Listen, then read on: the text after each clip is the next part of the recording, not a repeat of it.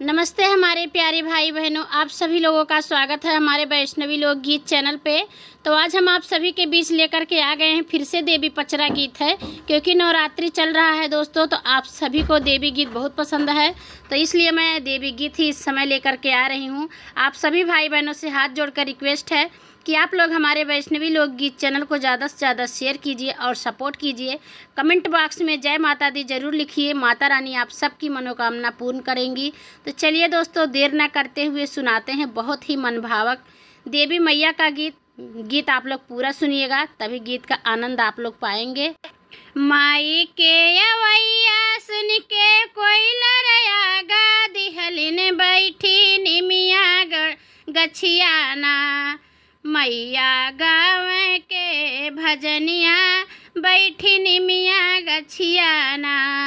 माई के अवैया सुन के कोई लरया गा दिहलिन बैठी निमिया गछियाना, गाँव मैया के भजनिया बैठी निमिया पेड़वाना, गाँव मैया के भजनिया बैठी निमिया गछियाना।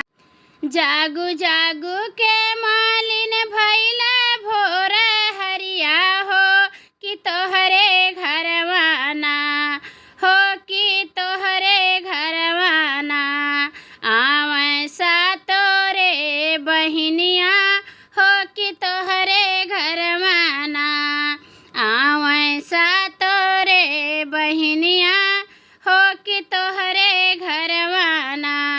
रंग रंग के फूलवा बिछाई दादा गरिया घरवा आवत बाटीना, घरवा आवत बाटीना।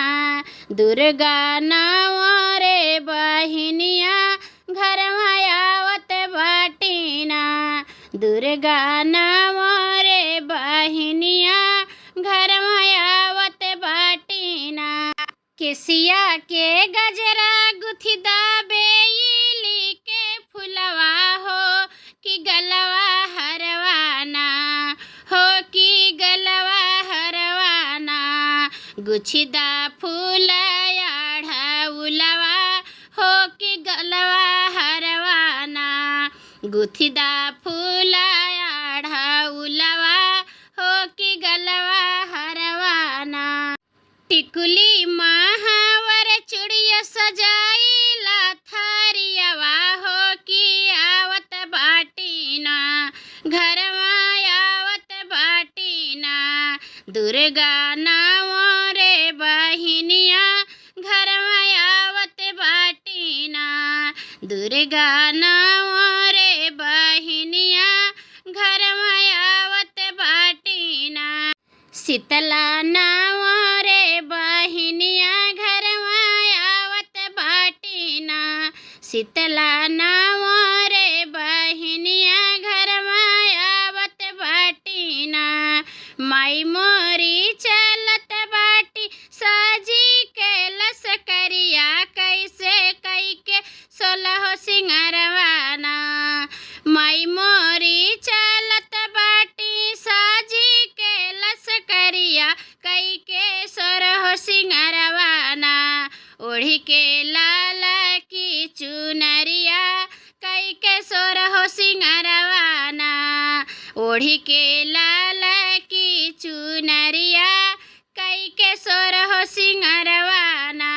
गरजात आवत बाट माई के दुलरुआ हो कि गगनवा लहरेना, हो कि गगनवा लहरेना। देवी मैया के पतकवा हो गगनवा लहरेना, देवी मैया के पतकवा हो गगनवा लहरेना। गरजात आवत बाट माई के दुलरुआ हो गगनवा लहरेना, देवी मैया के पतकवा हो गगनवा लहरेना। माई के आवैया सुन के कोई लरया गा दिहलिन बैठी निमिया गछियाना, हो कि